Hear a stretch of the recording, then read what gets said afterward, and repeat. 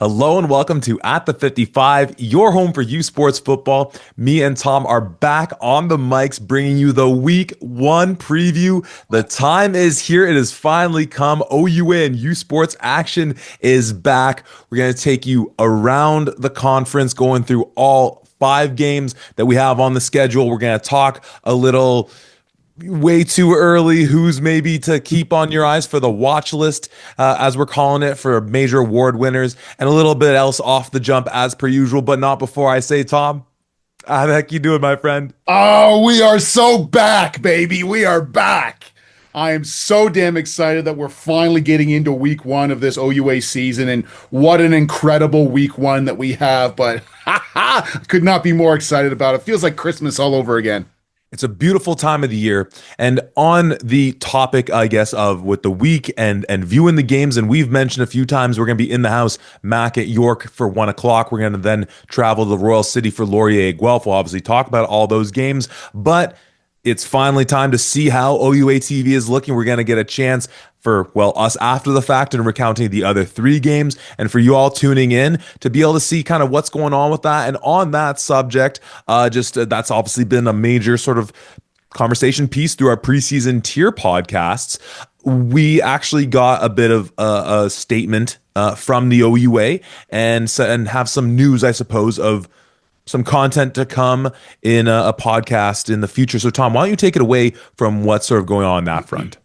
Yeah, I know a lot of people have reached out to us specifically talking about OUA TV and some of the other streaming platforms that there are out there with a lot of hope and some skepticism to say the least. But so we reached out directly to the OUA, and we were in contacts with Gord Grace, the president of the OUA, and we had a quote that was prepared here in regards to OUA TV and the people that they've hired on. So for those of you who don't know, they've just recently hired on Ali Forbes and Kieran Delport. Kieran has had a list of experience throughout a multitude of different roles, including at your very own Guelph University, being a part of Griff Vision as well, which is always a top tier production out of Guelph. And Ali Forbes seems to have a very impressive resume going throughout the majority of being a professor in this space, along with being a true practitioner here. So a direct quote that we received from the OUA, and I quote, "Being able to add these two experienced, talented, and passionate individuals to support our webcasting efforts marks an important step for the OUA and OUA TV. Not only do they have deep ties to the OUA and varsity athletics in Canada, but bring with them a wealth of live sport production and broadcasting experience that will be a significant asset to the platform and our members." End quote. Well, I don't know if I learned all that much from hearing that. And again, that's partly because as it was made public, you brought to my attention that they hired these individuals, and that's great to hear. And that's sort of just affirming that it's like, okay, without really telling us everything, you're kind of saying the things that we darn well would hope you'd be saying, that these are people familiar with the space and qualified from working in, similar venues, so on and so forth. Tom, I think it's worth saying as well, because we were kind of talking about this as this, development kind of came about, that you had reached out to the OUA for comment before we even started talking about it, in the sort of attempt to not, mitigate, not, creating more smoke where there wasn't really any fire. And I don't think we've done so in our speculations, and really that was it, I think, to prevent speculation. But if you weren't satisfied with that quote, or however you feel about it, Tom, we also have, well, sort of the pending, sort of pending, but in email confirmation, right? We in this email confirmation going back and forth, it looks like hopefully in the next week or in the coming weeks, we will have the man at the very top of the organization, Gord Grace, will be joining our program as well to talk specifically about the OUA and OUA TV. So look for that podcast to come out likely on a Wednesday, as it's a different addition to what we normally do in season. but that would be incredibly exciting. But stay tuned for the actual schedule efforts that we will be doing. I know that man is pretty busy as soon as the season gets kicked off. No doubt. And of course, it is not just the football season, it is all OUA seasons that individual is in charge of running. But of course, if you aren't live in the house, make sure to let us know how you're tuning in, whether it's on X, sending photos of whatever setup you got going on. If you're doing the multi screen, we have a nice spread of the games of not all clumped at the same time. But however you're setting up, if you're watching from home, make sure to send us a photo. However you're doing it, if you're at the game, send us a photo as well. And if you're at York and if you're at Guelph later on, come find us. Tom, I think before we jump into our watch list, just coming to mind, speaking of attending games, news you brought to my attention earlier on today, another hopeful step forward from the, not just OUA, but U Sports level of trying to grow attendance and just all these types of things. So what's the news breaking out, whether that was today or just in recent days? Yeah, so recently, U Sports put out a notification that they themselves have their own app available for mobile devices. They call it the U Sports Loyalty app. The whole idea here is that it's a one-stop shop. It, according to them, will have live score updates and schedules from all of their sports across the leagues, but it also is going to include a loyalty program where people who go to these games will have the opportunity to check in at these games and rack up points. Depending on which game you go to, there will be a different number of points assigned to you. And at the end of the year, depending on how many points you have, you will be automatically entered into a draw to win some prizes afterwards. So I do credit U Sports. We'll obviously have to see how this actually goes through and how it actually presents itself and operates. But if everything operates the way that they said they did and there's no hiccups, this is fantastic. You and I have been looking for a way to properly track all of these sports and these games and scores in particular. So if that's what this is, along with promoting get out to these games so that you can win something, I'm all for it. 100%. And I think it's just a great thing to test out, see how it works. And I can only imagine the types of creative folks and with the data they get from that of just how you can build that out. So I think that's a great step forward. And like all these things, much in the same way in saying that Gord's a busy individual because not just of his commitment to football, but to all OUA sports. These are the proverbial high tides that hopefully raise all ships for sports across Canada. Because obviously that's just such a added bonus when the impact of one sport and so on and so forth can then help the others. Let's pivot into our watch list. Now, the conversation we're going to have, taking a look at some of the major award winners and the major awards at end of year, and kind of do a way too early, but kind of having talked about where these teams are at going into the year based on the info we had in our preseason tier pods. Do a little way too early, prognosticating. So, Tom, let's start it off. And I think this was the only award I actually forgot to get the name of. So maybe you bail me out. But for top rookie in the OUA, the Norm Marshall Rookie of the Year.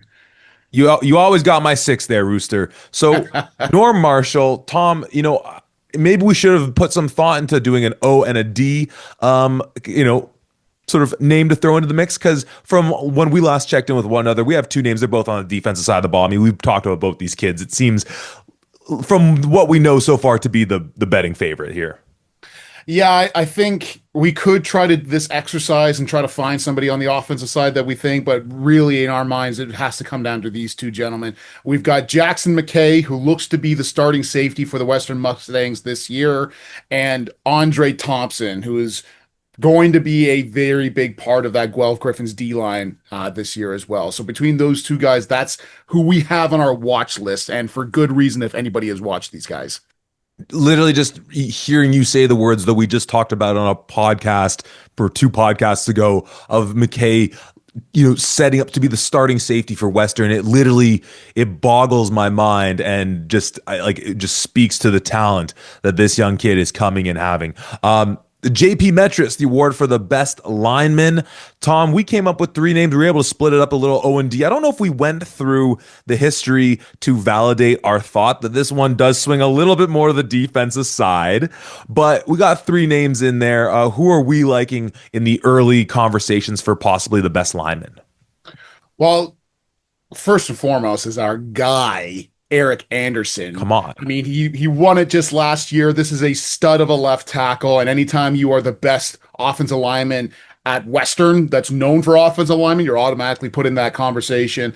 And then we've got a couple of D linemen in here. One guy that I flagged in back in the spring, and the more and more people who have seen him, they've also confirmed this, is one Mateo La Quintana out of Laurier. And the last one is a guy who has consistently been put on our radar from other people saying we wouldn't be surprised if he wins it this year. He's going to have a breakout year. Is Robert Keys Wilson, another defensive lineman out of your Guelph Griffins, my Guelph Griffins, everybody's Guelph Griffins. But those are three guys to watch for the JP Metras this year.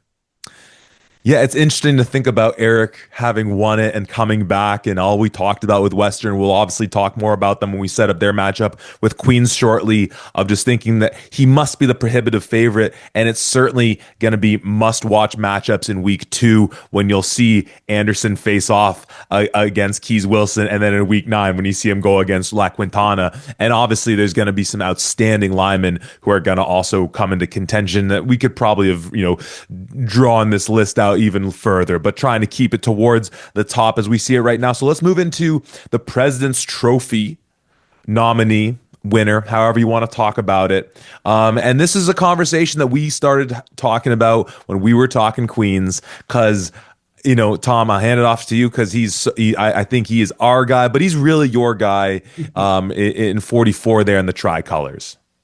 Yeah, I mean, there's a reason why we are so high on this guy, and most of the other people that we have spoken to about him share the same. It's Justin Pace out of the Queens Golden Gales, who is just a monster, and I think is slated to have a fantastic year this year. However, on the space of when we talked about the best player who could potentially win as a non-linebacker, non-safety type. I think you and I were talking about this. I think we agreed, but I think we're going to go with one Richard Adubafor, who is back for these Western Mustangs, especially the versatility that he has, whether it's playing either sets of corner or if they go into last year, what they had him previously at that halfback position. At half, that really means that you're versatile enough that you can cover guys, you can get interceptions, and you might be even sent off on blitzes to get some TFLs or some sacks. So I think he'd be in a great position if he racks up enough of that variety to push for that as well. I think that would be super cool. And I think with so many of these awards, the narrative is always a huge piece of it. And we talked about with that Western defense that a big veteran presence on that D line, and a nice mix of youth as well in there. But we just said it in talking about rookies with Jackson McKay at starting safety. Having a Adubafor in there where you can literally put him anywhere and like at any position darn near on that defense. Shoot, even put him at a DN, let him cook. I don't know. He can probably do some magical things. Is that there's a way in which Western obviously just has the dominant year. That defense is great. And it's like, man, and they had a rookie in there at safety and he was dope, but we all know Adubafor was really that safety blanket that just let everyone, and especially with McLeod not going back there and just anchoring from the middle, that linebacker in a secondary core needs that type of stabilizing force. And I'm certain that this will be another strong Western defense. I do want to, there was a few other names we bandied about that are, we're really getting into your, I know we joked around with the at the table betting style alternative of this game, of this podcast. But, I want to throw it back to you with the likes of Brody Clark and Harnur Dhaliwal. I feel like people might almost like chagrin or hearing those names. But when we think about, again, the storylines, great defenses, and the individuals that anchor them, sometimes you run into that issue of, the whole was so good that we can't highlight just any of the individuals. But there's some storylines that we played around with these two clubs, with York and with Laurier, with how good the defenses and the teams could be as a whole. And then these two guys as maybe being the ones that you emphasize of saying, just again, that the contributions in the numbers on the field, but then some of that intangible stuff too that could make these guys, call me your dark horses, if you will. Yeah, I mean, starting off with Brody Clark, I mean, the production that he had just last year, coming back, being another year in a Greg Knox defense, that's always going to be somebody to watch for, and especially if you have the ability like he does. And let's not forget, like I've mentioned previously, in my time at McMaster, I played with three President's Trophies winners, all three of which were linebackers.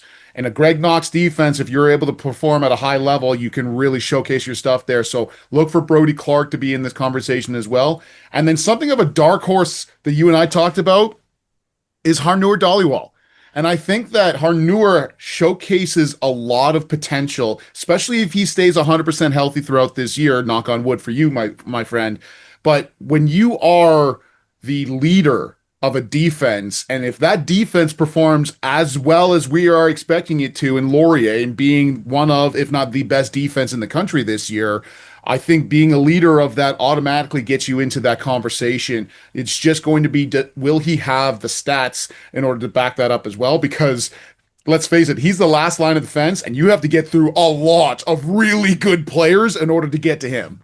And if anything, if nothing else, I'm just happy that we're even just mentioning his name within this conversation. I don't think it's so out of left field because as we've talked about with DBs just in general, you got to look for it a little bit more often than, we know Brody's probably going to rack up 40 to 50 plus tackles, just the nature of that position. And that Sam spot too, where you kind of reap the benefit of some of those, some of the stats that can be a little more DB centric, some more batted balls, maybe a pick here and there, while then also being a box player, getting more tackles, maybe opportunities to get those TFLs, a sack here and there. And it's a little splashier, not to say that Sam linebackers, there's nothing about the position on its own and the players that play those positions, but just to say like, hey, look, that defense, as we talked about, and we'll talk about them when we get to that Guelph game, is going to be really good for Laurier. And if you're going to highlight someone, shoot, maybe that veteran presence there who's been just doing it since his days starting in Brampton to Ottawa and now with Laurier. So it'll be exciting to see. But some great names there. Tom, let's talk a little Larry Haler now, the MVP. And similarly, we kind of have the two names that when you match the storyline to the expected production individually, some team success probably stand out amongst the crowd. And then we'll go into maybe a bit more of our deep cuts. But it's a similar. It's such a similar rivalry that we framed last year, but it's a somewhat of a switching of the names. Who are the two guys that will probably not surprise a ton of folks that we're highlighting right now for the MVP of the OUA, the Larry Haler? Well, first and foremost is the leader of what's likely going to be one of the best offenses in the OUA and in the country this year is Evan Hillock, quarterback for the Western Mustangs. It's incredible to see. Obviously, he's had a lot of success throughout the years, won a number of Yates Cups. Vanier was the MVP of Vanier, has yet to capture the OUA MVP. And certainly this being his last year, this is a great time for him. If he was ever going to really get into here, being 100% healthy as well, this is all the stars seem to be aligning for him. And then the other one that you and I both collectively agreed on is Keegan Hall. And now typically when you see an OUA MVP, you're seeing success on that team. And we're obviously predicting that York is going to have some success. But even if you need a little bit more of that extra oomph, let's not forget just a few short years ago, one Trey Ford won this award, and absolutely deservedly so, but on a 4-4 football team. So even if York gets into that 4-4, 5-3 range at the end of the regular season, if Keegan's got the numbers to really back this up, I think he's got a real legitimate chance to look at this as this winner as well. Yeah, I think that precedent of looking at Trey and not compare them as talents, but just that standpoint of how much winning would York need to accomplish to be able to say, okay, and you got one of these guys on your team at quarterback slinging it out. And the narrative piece of it, again, with what we saw from York last year, we saw that defense really show some special things, the offense start to click in certain areas, and now being able to say, okay, like if this guy takes you to that next level, they were obviously on the doorstep of playoffs, but has you shoot like that 5-3, and once you get into 5-3, that means that you've beaten teams that are good as well as that are below you, and then you're maybe in a favorable position come playoffs where we can have that conversation again. Is with Evan, it'll be so fascinating when we have the pleasure of looking at the totality of his whole career, including this year, of just as I kind of set it up, being like, so this year we're going in as the it's the Evan Hillock versus Keegan Hall battle, and the last 2 years it's the Evan Hillock versus Taylor Elgersma battle, and so far in that endeavor, he's always been a bridesmaid and never the bride. But again, that into the storyline of it all. But Tom, we wanted to highlight a couple other players that again, whether it's more of the dark horse or we banded about doing like an extra like just offensive player of the year type thing, because as we know with football, MVP does swing towards quarterbacks, rightfully so, with all that. But sort of our non-quarterback, still offensive. Sorry, defensive folks, but you have your President's Trophy. Offensive player, not a quarterback, likely or with a chance at winning this one. You have a guy. I'll let you go first here, who arguably could have taken it home last year. Tom, who are you looking to be the top player in the whole league? Well, I'm certainly looking at one Ethan Jordan. I mean, you have to take a peek at him, and for sure there's going to be questions. And in my opinion, of the three offensive positions that have typically won this, and being quarterback, running back, and wide receiver, easily the most difficult has to be wide receiver, because it's so dependent on that quarterback being able to find you and get you that ball, whether that just means a pure throwing capabilities, or if that means, trusting you enough to throw it to you in single or double coverage. But have to imagine here, and I think you and I have both, I certainly, after seeing him just in a certain training camp practice, if it is Callum Wither, who is the new quarterback for these Laurier Golden Hawks, he's going to bring a certain level of expectation there. Even Isaac Willis would as well. But I have to imagine in those moments where maybe there's some pressure in your face, maybe it's a critical third down, maybe you really just need a win or need a spot here. If there's one guy on that list of unbelievable receivers across the board for Laurier, you're going to throw the ball up to Ethan Jordan, because 9 times out of 10, that dude's going to come down with that, whether it's through an outstanding route or those fantastic hands he has. So if nothing else, just being that emergency outlet, regardless of the route that he's running, I'm saying Ethan Jordan. And I think you mentioned something when we were talking about this, whether it was a week ago or whatever, in that, we obviously haven't seen Callum Wither like really do his thing. You got to see him in the training camp. But it'll be interesting to see, just with him being, kind of new kid on the block, that he might be more deferential. Not to say Taylor wasn't, but more deferential to saying, like, on this play, here's my read, I gotta get the ball out. And not to say Taylor wasn't doing that, but that Taylor always just knew that, like, I'm the baddest dude on this whole field. So you know what? Even if it's there, I might still just know that, this opening or this thing was there for me, picking up some yards with my legs, or I know that's where I'm supposed to go, but I'm just gonna, Taylor sometimes being that gunslinger of I'm just gonna wait that second longer and make this happen. Whereas the possibility, and you highlighted it, talk with Coach Todd Stones Galloway, that Callum's been in his office all summer long. How do you get it right? So yeah, I'm with you there. It'll be exciting to see. I mean, again, whether the tough thing I think for EJ is that his production. I can't see him having a better year of production than what he did last year. So it'll be interesting again when you factor in, when people start saying, like, well, his numbers went down, so how isn't all this type of stuff? I love the shout out, love EJ, love the the prospect of what that Laurier team's gonna do this year. And I'm a bit of a broken record on this. I've shouted this guy out before as a possible dark horse MVP candidate, but I'm going Jared Kasari. And as just, if nothing more, as the point of reference, let's just turn to Keon Edwards' MVP season in 2022. He carries the ball for 1,032 yards, averages 129 yards a game, 9 touchdowns. That's stellar. I don't have it all in front of me. I'm sure Western went undefeated. It's one of the Yates Cup's years. Great. Good for you. Beautiful. Mazel tov. In 2023, the year after, Kasari follows up what Edwards did in winning an MVP with 1,178 yards, so 140 yards and change more, an average of 147 yards per game, and 7 touchdowns, so higher in the yards total, 2 fewer touchdowns. Last year, the numbers dipped quite a bit. He's still there with the touchdowns. The numbers dip a little bit, but he was in one game shorter. We knew he was injured last year. When we talked about the quarterback decision and sort of where they're at, and haven't really got any updates from Queens camp, so we'll see what happens there. We know they have talent on that defense up the wazoo, some great receivers there for whoever is QB1. But the one thing offensively they know that they can do better than arguably anyone is give the ball to Kasari. And when you know that you have the pieces around to be able to say, we should be able to compete with the best in the business, there's no time to get cute with it. So if he's healthy, that offensive line, that monster and Nicholas Henning just opening up gaps and lead blocking and all these types of things from him and everyone else there, that's who I'm going to go with. I think he's shown that he's done it before. And if he's healthy with the way that things work out, I'm going to go there. Tom, final thoughts on the watch list or just any things, any stones uncovered, whether you want to talk about Kasari as well, or just anything before we move into the proper week one preview. Yeah, I love the Kasari take. Obviously, we've said his name a couple of times in a couple of years in a row, but this year in particular, like you mentioned, with a potential quarterback battle happening back and forth here, or at least that role being open. If somebody has a good game or a bad game, that somebody else might be coming in. The one stalwart, the one guy that you can consistently lean on is that Jared Kasari. We'll see the health of that offensive lineup in front of them. If they can stay 100% healthy as well, then chances are Kasari will, and that he's going to have a great year. So I love the take by you.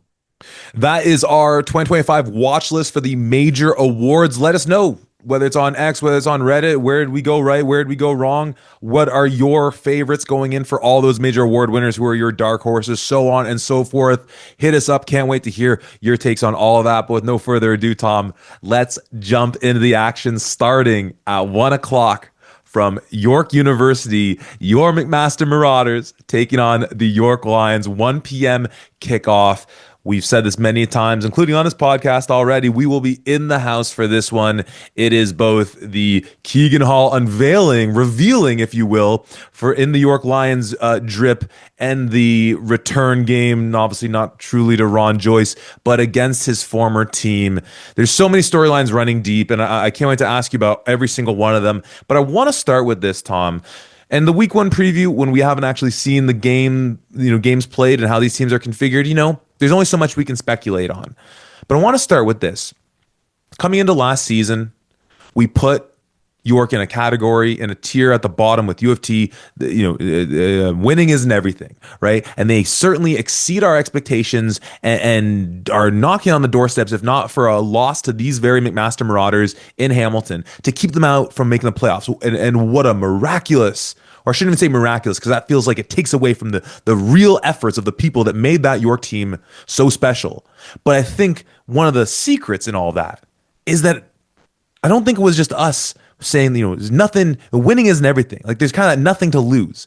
Because if York, with the new head coach in there, the new DC, doesn't matter about track records, this and that, that's a lot to, upheaval. And we saw that, U of T, they struggled in that like almost exact same process. New head man, new coordinators, all these types of things. And there's, multiple reasons by that. They bring in Keegan. They bring in more of these guys coming in from out west that made them so interesting last year. Nicholas Adair coming with Keegan as well to fortify that offense. CJ Vincent, we'll probably actually see him in action, and very excited to see that. This York team is probably playing, whether they want to or not. And again, I don't know how Coach Janke sets his guys up. I don't know what his philosophy is on these things, because some people would lean into this. This is a York team that for the first time in some time, they have some pressure on them to perform well. And in a game like this, with a team in MAC that's going to be much different looking than what we've seen years prior, and a function of so many reasons, the new defense with Grandy coming in, the end of the Keegan Hall era. It has that feeling of, I'm expecting York to take care of business here, but I'm curious how they're going to look if they're feeling a little tight. Sometimes there's those early season nerves to begin with, but this feels especially so given that this is the York Lions that we're talking about, and however good we think they could be this year, there's a lot of recent and more than recent history that would lead us to say that we're in a new space with this club. Yeah, I love the take. Well, it's not even a take. It is accurate. This is... At the end of the day, when you came and you looked at that last week of the season against McMaster, York being at the time 2-5, right then and there, before they even went into that McMaster game, everybody who had seen what this program had done previously looked at this being like, this is a win for this season. This is a win for this school. This is completely, even if you don't make the playoffs, whatever, like this is incredible. The fact that we're back in the win column, it's been so long, whatever.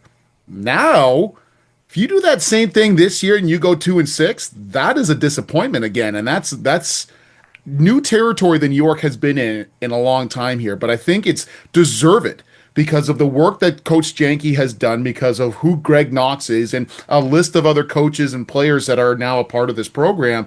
I think that added pressure is certainly there. And when you look at these guys who, once again, just last year, you could see almost that, and I don't like saying the word because I don't want to cheapen it by any means, but it's that like PTSD of expecting to lose in certain cases, or the having that, going through that experience of like, oh well, there's one touchdown, I'm sure there's another one that's coming or whatever, and to go from that into, no, we can still come back in this game, we can still do some things in here, and now to get into a spot of, well, playoffs is the expectation. I don't have this confirmed, but I'm fairly certain inside that locker room, their thought process is at least we're going 4-4 this year.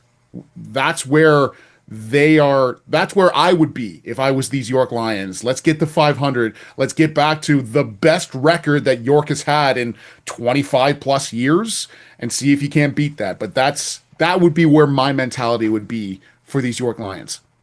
I think you're spot on. It'll be interesting to see how they handle it. And one of the things, and this as a sort of programming note, or not programming note, but as a sort of aside, and maybe we'll have to bring this up when we speak with Gord Grace.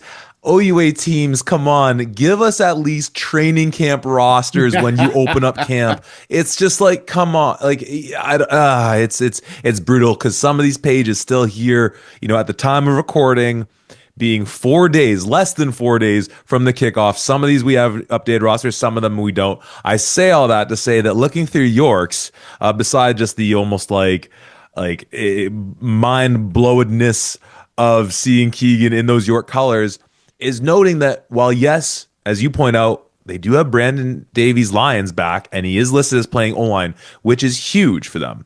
But not seeing on that roster, I'll double check, but not seeing Evan Anisu or Xavier Carrera, who have been consistently part of that O-line. O-lines that haven't, that have struggled at times, albeit, but we talked about this, like when we, in our excitement for York, that was one of the big things of saying, look, their O-lines haven't been great, but you have at least two guys who have been there so consistently, and then with Davies Lyons, the shift to O-line, so it's great that you're bringing him back, but that's a loss that'll be interesting to see sort of how they mitigate that. And on the topic of their O-line, let's actually, to introduce Mac into the conversation formally, actually start on the defensive side of the ball, because this is obviously a new squad from the standpoint of it being our guy and Adam Grandy taking the reins there, but also just with the intimate familiarity with Keegan and then Nicholas Adair as well, what they bring to the table. Obviously, how they get used in the system at York is going to be different from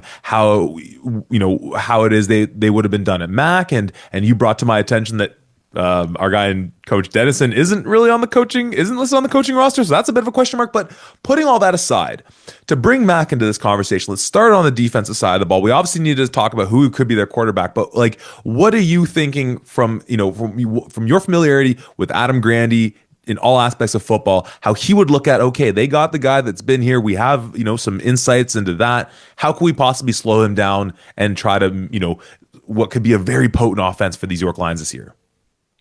Yeah, I think first and foremost, having confirmed Mitch Price being back on that defensive line is massive for these Marauders. I think when he's absolutely healthy, he is a great run stopper and just adds a bit of a load into that defensive line, which would be huge. But we had him on our top 55. I had a chance to connect with him, but I think this is going to be a big year for Anthony Sestanovic. I think he's settling into that will linebacker position that he played a little bit last year. He went to the East-West Bowl for a reason, and I think we're going to see some really great things from him in that linebacking core. Adam Grandy, really fantastic, developing quality linebackers. Let's not forget, for a number of years, he was at Western, developing the guys like Riley McLeod and the rest of that incredible linebacking core that's been at Western for all of these years. So I think he's going to do the same work, and he already has done the same work with both Anthony and our guy in Wes McLennan. I have to assume that he's going to take a bit more of a prominent position in here. He dabbled with some Mac linebacker as well, being in a second year last year, going into his third year here. I expect him to be stout in that regard. And the other guy that I'm really looking for here to have a big year is Victor Bodie, brother of Drake Bodie. He's at one of those halfback positions in the back end, especially with losing a guy like Demetrius Masuka, and I believe I can't remember if Josh Cumber was still there. He was there last year as well. So old man Cumber gone from this squad. That's a lot of holes in that defensive secondary. And while Victor Bodie is certainly one of the more vocal guys on that entire team, I'm really going to be looking to him to see how well he can step up and fill some of those gaps and just bring this McMaster defense back up.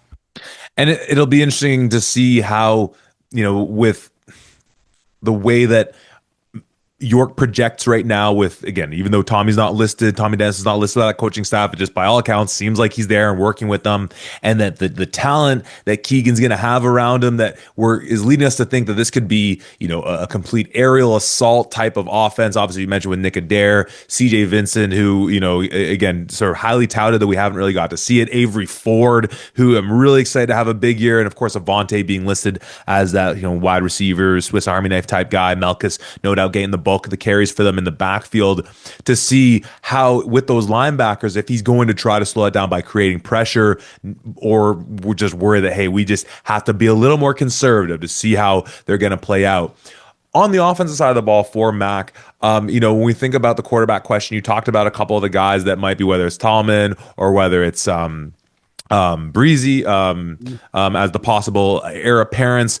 From what you can recall, talking around the Mac side of things, and we looked at some of the running backs as well who had some success last year, and thinking about who might be back, the Braden Kellys of the world, Micah Duchesne's, obviously my guy Noah Amaral, hoping the best for him in that mix. Just offensively, while we still don't know exactly who's going to be where, maybe we're reiterating the conversation we had a few weeks ago because we haven't maybe learned that much about Mac in the time since. But what's your kind of gut instinct that with, again, we have second year coordinator now with the offense, and just how they're going to try and make do without Keegan? Yeah, I think by all accounts, I think it's going to be Luke Thalman, who's going to be the new starting quarterback for these McMaster Marauders.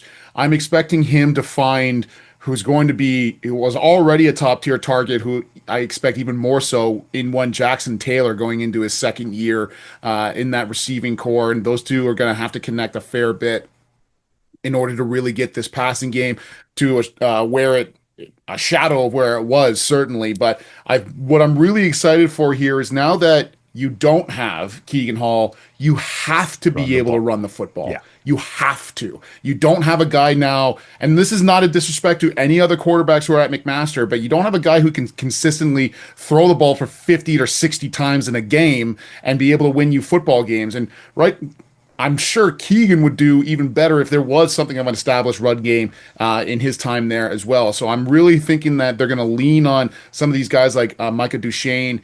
I think Braden Kelly might be back for another year as well. So I think these guys are going to have to be prominent. And that McMaster offensive line, I do have confidence in coming up. I mentioned a couple of guys previously, but Frank Vrugdenhill and Christian Cote as two guys who I think are going to be very prominent on that McMaster offensive line. I'm really thinking that they're going to take a step up and be leaders on that team. We'll have to see who the other three guys are, if they can still step up. I believe Adam Woods was at center for them last year as a young guy, so he should be back as well. But this is going to be the nice part about this for McMaster Marauder fans, is that there are no expectations here for this team. You are able to go out there and fully ball. There's no pressure on you, whatever. Everybody thinks that you're going to lose this year. So by all means, go all out because you have nothing to lose. It's almost like you could say they should prove us wrong, because frankly, as I said already, I'm going to go with the York Lions at home. And you know what? You sold me on the improvement in that offensive line. And, when I was being, less than friendly to that group a couple years back, as you highlight, it's like it was such a young core. And if there's one thing I do love sort of within the game of football, is when you have, even if they struggle a bit at the start, they do have a core group of guys on an O-line, really in any grouping positional group, but I'm biased towards the O-line, and we just know way better firsthand how that helps you out. And with Coach Hopkins and what he was doing in Carleton, I do think that you're spot on having them run the game, but man, oh man, are they going to be tested week one, having to deal with the Greg Knox defense and Peyton Ryder and Brody Clark and those linebackers that are going to be coming from all angles, will have fires and all sorts of Greg Knox nonsense from the mad scientist. Tom, I'm assuming you are picking against your alma mater here as well. Yes. I am. I will be going with the York Lions in this one. I think there's a lot of really positive pieces that are coming out with these Lions, and having guys like Keegan Hall, Nicholas Adair now being in that red and white, which is still so weird to me to see that on the York Lions page. But with all of the different pieces that York has coming into this, I just think that the Lions are going to be able to take this one. But Mac, happy to be proven wrong. Most certainly. Well, let's move down the schedule into the 3 o'clock hour where Western will be kicking off from Richardson Stadium against the Queens Golden Gales. And Tom, both these teams, we don't have the updated rosters on yet, but we talked about both these clubs in different podcasts as being in that same sort of ballpark as one another, and saying that, hey, on Queens' best day with the talent they have, we do believe that they could, etch out against the Western Mustangs. And obviously, as we know and we're confident in, Western can go into Kingston and take out Queens as well. The big question has to be, not just at any point in the season, but at the start with this type of competition. We were talking about it a couple of weeks ago. Who's going to be QB1? Obviously, the obvious answer would be Alex Vreeken, but we both really liked what we saw from him. And it was interesting, like when we put that pod out, there were some people in the Reddit sphere of things who were kind of aligned and being like, thought we were way too bullish on Vreeken, even just in kind of just going through numbers and so on and so forth. So you don't, maybe, and maybe they have that figured out. And I hope they do. But we've talked about this year in, year out, that, out of all the positions to not mess around with, or to just, even if, maybe the guy just needed that one more opportunity and he really was the guy. It's like there's just something in that consistency with quarterback and just how it impacts everyone else in that mix and blah, blah, blah, blah, blah. Week one, week two, you can I don't hate it if you're still like, we're coming out of camp, we're still not fully decided. Can they, like, if they're going back and forth in this game on it, I don't know if that speaks well to what's happening in that game. You know what I'm saying? Like, if they're going out there with Vreeken, and obviously this is all assuming no injury, because obviously if they have to switch quarterbacks because of injury, that's a whole other thing to deal with, and we hope that for nobody. But if Vreeken's in the first half and then we're seeing Leo in the second half, maybe it's because they're still undecided, but clearly if Vreeken's keeping you in the game against Western, you keep him in the game. And to me, that's first and foremost where I'm on top of, again, getting to watch Jackson McKay, his OUA debut. But is that quarterback question, right? I don't know what else to really focus in as first and foremost. Yeah, it has to be the quarterback at Queens. And while I do agree with you, if you're in week one, week two, and you're still trying to let's get some live bullets. Let's see who really comes out on top here. Your week one is against Western. And my goodness, Golden Gale fans have been praying for a dub against Western for a long time now. And I have to assume that Coach Snyder and the rest of that staff is itching to get that purple pony off of their back. So I think going into this, you're going to have the strongest candidate possible. I wouldn't be surprised, though, especially in that week one, somebody goes through a quarter or a half maybe, and, whether it's Leo or Vreeken, somebody struggling a little bit, let's get a change at quarterback. Let's do everything we can to beat these guys, especially in our own house opening week. 100%. And like when we were talking about on the Western pod and we were talking about Laurier and going through best case, worst case, I think you were highlighting, and you got yourself in some crap about this, and saying that 5-3 is the worst case for Laurier because going to Kingston is an added element. It's not quite the same as the Ottawa trip. Obviously for Laurier and Western, going to Windsor is not that big a deal, more so for London. But so you have that aspect in there as well. I wonder for Queens, though, because like I was talking more so not too long ago when we were doing our watch list, that to me, it's the year of Jared Kassari, and there's a pathway for him to not only lead this Queens team to some, great success, insert Borat voice, but to possibly be the best player in the whole league. And so I wonder, when we talked about Western, one of our big areas of concern, question marks, if you will, is the fact with Riley McLeod not being there on that D line. Yes, Von Muhldorfer's back on that D line. That is huge.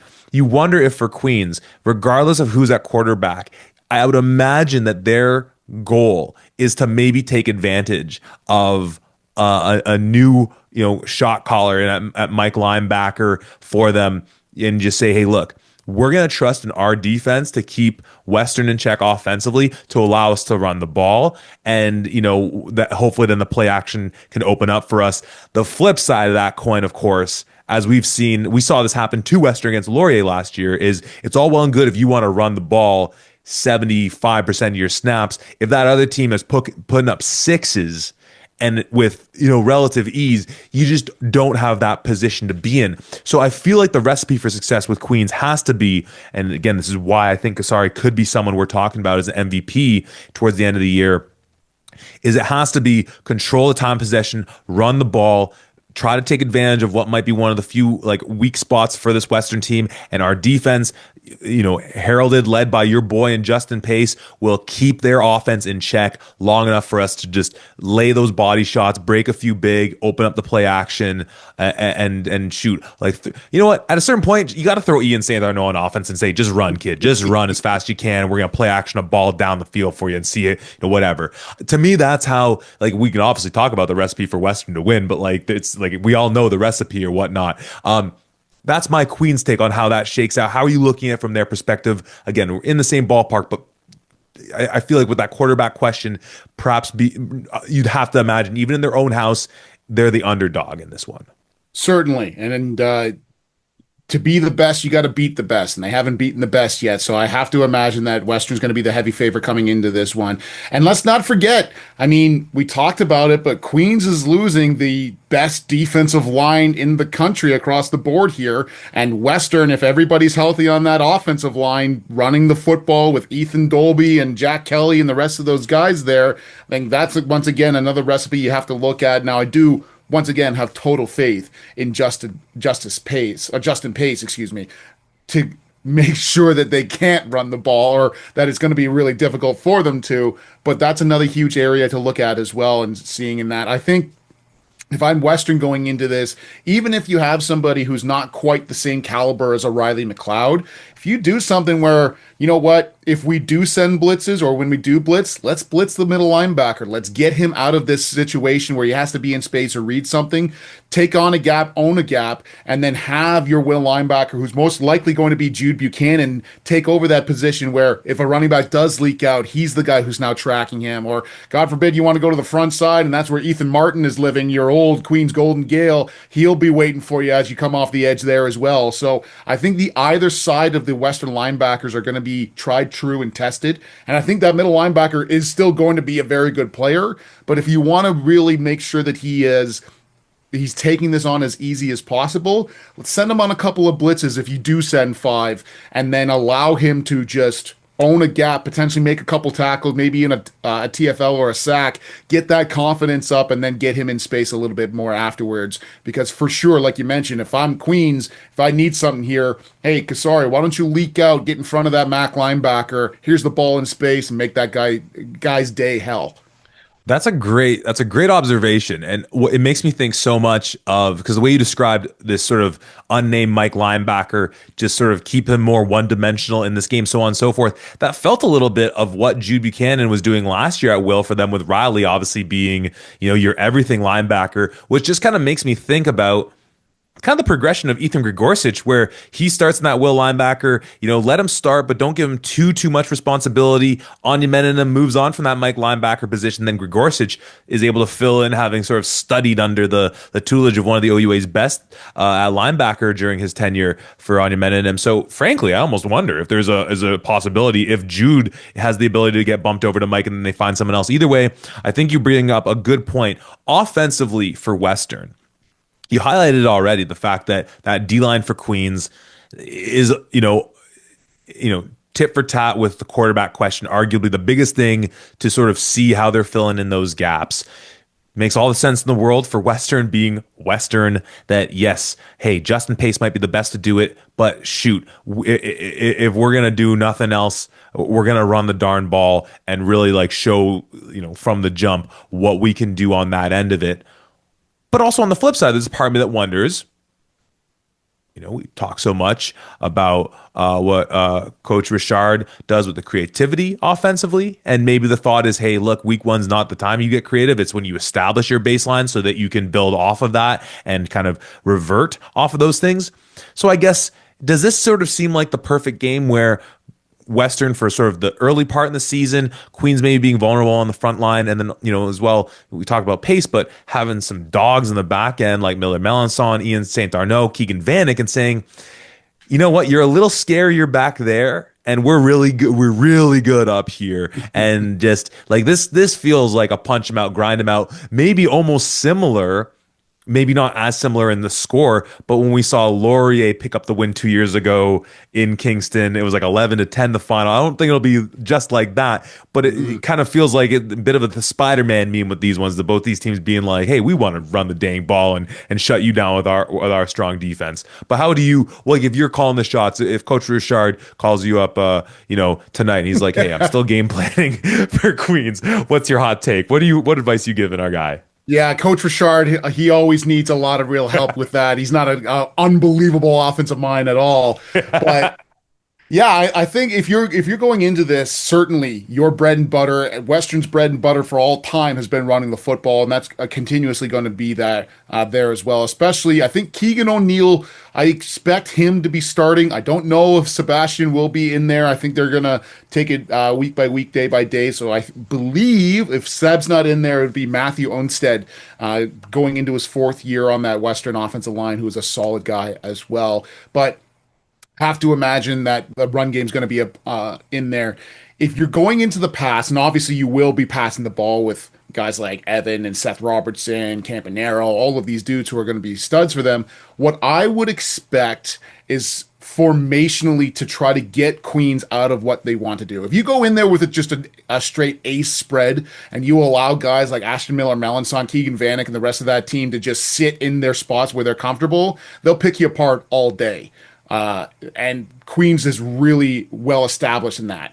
I wouldn't be surprised to see a little bit more quads action, or I don't know, some kind of a variation in there just to try to get them out of what they normally play, to make here's a little wrinkle here, or you're so worried about here's Seth Robertson coming down the edge, or here's Roman Campanaro or Rayshawn Blake. Well, you forgot about Braden Masseri, who's a huge target and a big dude as well, who can catch balls over the middle with the best of them. So wouldn't be surprised if that's kind of the game plan here. But it's also Western and it's also Evans, so they could just say, screw it, we're just going to bomb it down the field and try to stop us.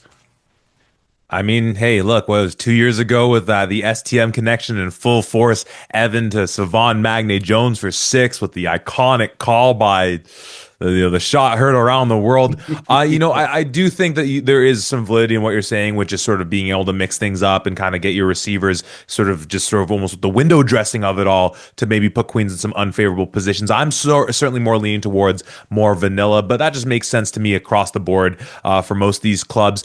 Tom, I think in a week 6 match, I mean, I feel I'm making a lot of not excuses per se, but whatever excuses for Queens right now, because I want to say, hey, in Kingston in week, because of the question on quarterback right now, if this is mid-season, I might feel a little differently about it, and some of those things with Western and the defense, how we're seeing them deal with that. But week 1, just obviously have more confidence with Western coming out the gate looking strong. I do think it could be one of those sort of ugly, low-scoring affairs early on. We see Western in that all throughout the whole season, where they'll be keeping in tight with teams, especially teams like the Queens and the Windsors of the world, who have really strong defenses. When it's all said and done, I think it's the Ponies continuing this win streak against Queens, though, from Richardson.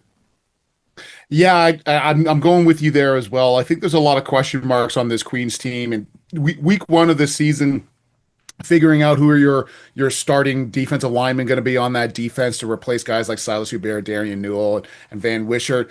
Who's going to be that? Are you going to stay with Freakin if he's 100% healthy? Are you going to be with Leo? Who's going to be in that quarterback spot? Week one is totally acceptable in order to be have a couple of question marks or go into this being like, yeah, we're going to go with these guys. We think they're going to be good. Can't really try to find yourself against Western. 9 times out of 10, you will get cooked with something on that. So I'm going with the Western Mustangs, even just purely for the fact of let's see who Queens has in these key spots. Are they going to be good enough to compete with some of the very best across the country? It's kind of similar when we talked with York and Mac, where it's like Mac's got to do a lot of soul searching on offense to figure out that identity against the Greg Knox defense and knowing some of those guys in there that we talked about on that York defense. That's a tough spot to be in week one. And I think you hit the nail on the head with Queens and just like if you're still figuring out question marks, you don't want to have to do so against Western. So both on the ponies for that one. Let's move. We got 2 4 o'clock games. Let's start in the KW where the Waterloo Warriors are hosting the Ottawa GGs.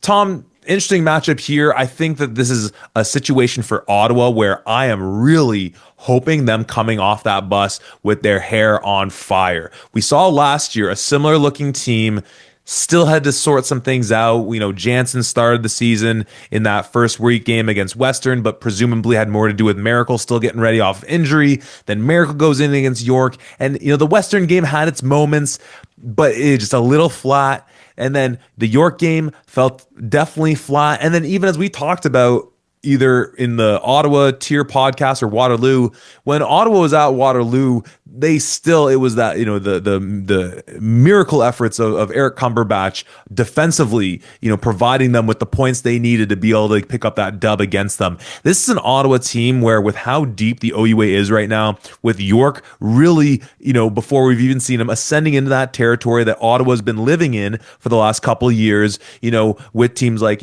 Mac in some of those years and Carleton in the mix, that, and Guelph, that healthy middle class.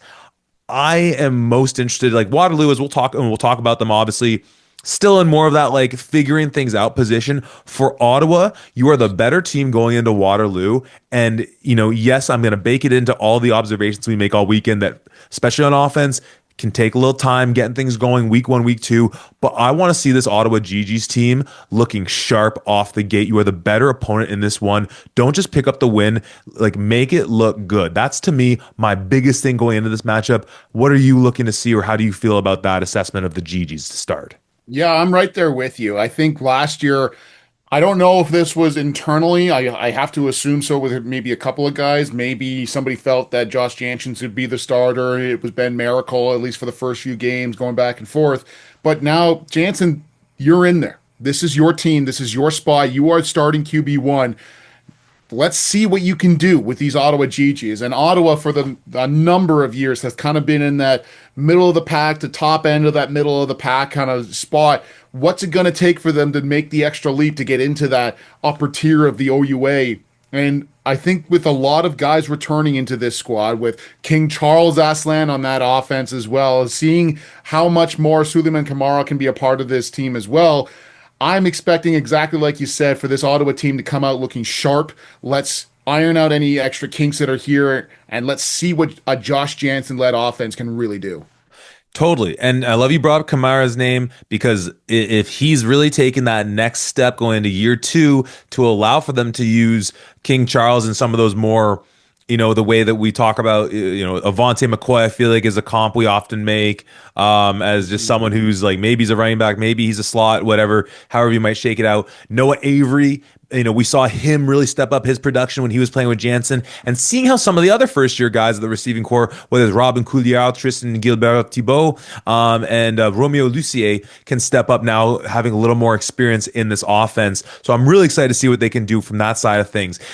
Ottawa, shout out to them, do have an updated roster, and a few things of note to kind of like guide the rest of the conversation from this standpoint. One was seeing where I thought I just had him, that Tristan Fortin is back with Ottawa, presumably at left tackle again. That's huge for them. Seeing on the defensive line, our guy in just had his name there. Why am I forgetting our guy's name there? Riley Hildebrandt. My apologies. Back in there as well. So, I mean, that's huge, because we've talked about more so on the defensive side that line play has been good, not great. And that's an area that when you add in how good they've been in the linebacker and DB core, that they could really get an opportunity to step up in.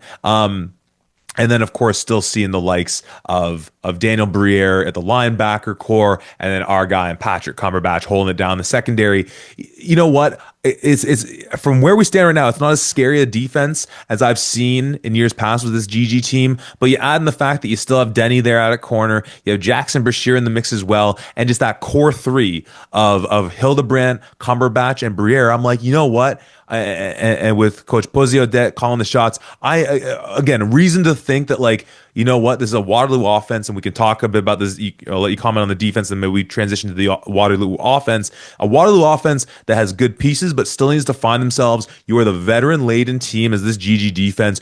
Do not mess around here with this Waterloo team.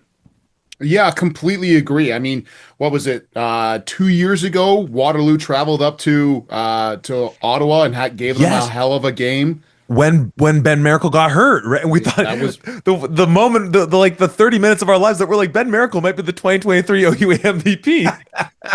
and he goes down with an injury, and that was a hell of a game by Waterloo and one of their best games that they had played in recent memories as well. So I think that's kind of the caliber that Waterloo's going to have to play in order to be into this one, but especially with a veteran like Riley Hildebrandt on that defensive line, Jackson Brashear in that linebacking core. I really think that once again, with same thing that we said for the offense, this should be a sharp-looking Ottawa team coming out the gate here with a number of solid returners.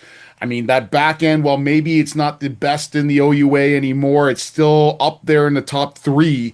And I think that you'll see that once again. Denny Ferdinand, there's a reason why we had him so high in our top 55 list in general here. So I'm thinking that this is going to be a really solid Ottawa GG team. The question here is going to be, are they going to be good enough to make that extra jump? But it's one game at a time. Absolutely. And we'll see them be tested against a Waterloo team that I think, we talk about quarterbacks, and I mean, at least within the context of this matchup, you're totally right. Harkening back 2 years ago, I love you brought that up because this Waterloo team is clearly just is good at staying in games with these Ottawa GGs, and we've seen through both of those games. I think it was Nolan Caban starting in 2023 for them, probably throwing. I feel like I called him like the James Harden of OU, just big stats, just going, just chucking it out there. And then Nick Orr, more so the guy last year. Caban coming in a little bit. I don't know who's the guy. I don't know if you've got word from when they were playing, was it Guelph as a preseason game? Word about that. But it's, but they do, Quentin Springer is certainly a nice thing to be able to say, well, we don't know that, but it's like Queens Light. You had a quarterback question, but you got a really good running back. It's not the same dudes you're filling in to solve those questions, but a similar makeup. But what's the read coming out of that game against Guelph that you got? Yeah, I think that, well, Nick Orr seems to be the guy. I think he's going to be QB1 going into this one. I think he obviously dealt with some injuries last year, but even when he was healthy, I liked a lot of the things that he was doing. So I'm not surprised to see that. Surprisingly, the run game actually looked pretty decent from a couple of eyewitnesses here who got a chance to be out and watch that scrimmage against Guelph. I think that first team offensive line for Waterloo is relatively solid here, which is nice to see. A lot of question marks at the receiving position, though. Not sure about who's really ready to step up there and get into that spot and be that number one guy. They've been blessed with a number of great dudes from Gordon Lamb and Justice and a bunch of other dudes. Thank you. Yeah. But I'm interested to see who is really going to step in and be that next guy at Waterloo in that receiving core. Yeah, no, it's interesting. It's interesting that you bring that up. And again, first and foremost, yeah, I would hope that the run game's the best because to me, the most talented player on that offense is Quentin Springer. And so, just feed him the ball and just, have it all emanate from there. And of course, the production of the receivers is very much tied to the quarterback. And I like the thought that Nick Orr is the guy. I liked what we were able to see from him last year. He's able to use his legs effectively as well too. But I remember we talked about this on the Prove Us Wrong tier, where I do look at a receiving core group that to me would be head by Ramel Samuel Slocum, who again, he's never been in this program as like the guy yet, but just sort of having that natural progression. And then just some guys we saw in years past, like in in last year, like Brett Timbeck, Tyler Tierney in the mix as well for them that, can put together hopefully a nice little receiving core. Logan Haru, I remember, having, calling his name a few times last year. So it'll be interesting to see how they build this around the running attack of Quentin Springer. It's great to hear they have that nice and set up. Let's shift gears to the defense. We're talking year 2 of K-Mac, calling it up with Waterloo. We've already detailed, in case you forgot or you missed it, Anesu Lattimore is going to be playing with Saskatchewan, I believe you said. We didn't even talk about that on our U Sport preview pod outside the OUA. Yeah, no kidding. Yeah, but that's a huge pickup for the Dogs, and a big loss for these guys here. Michael Omaseni in the middle, love that, anchoring that defense, and some guys on the D line that, without clarification of whether they're back, thinking about if Marcus Miller is back, and some of the other guys that have been there for a few years, that you can have a decent front seven. And thinking about so this defense, the K-Mac ness of it all, and then specifically in the matchup with how we think Ottawa is going to attack them. What are you looking to see year 2 with K-Mac and whoever he has trotting out there on this defense? I'd really like to see what your answer will be for that Anesu Lattimore type. I mean, with him not just being a stalwart in that secondary, but he was doing a whole bunch within that K-Mac defense. And are you going to have somebody that replaces him, or at least does something of what you were doing with him last year? Or are you going to have to change things up and go in a different route? I mean, I have total faith in K-Mac. I think he's a hell of a defensive coordinator. So even if he can't do the exact same thing that he was doing previously, he's going to find some other ways to put some wrinkles in. From everything that I've heard, the front seven for this Waterloo defense will actually look pretty solid, anchored by Michael Omaseni and a couple other names at linebacker as well. So I'm expecting these guys to be solid enough, and especially after going up against a decent run game in Waterloo's run game all through training camp, I think they're going to see a lot of stuff, and they're going to be well prepped against that. My question marks, like similarly on the offense, is going to be in that defensive secondary. You don't have Lattimore anymore, and even the guys that they had returning, it's not like you were outstanding last year in the passing game either. So who are going to be the guys to really step up in this one and be that outstanding secondary just for Waterloo in general?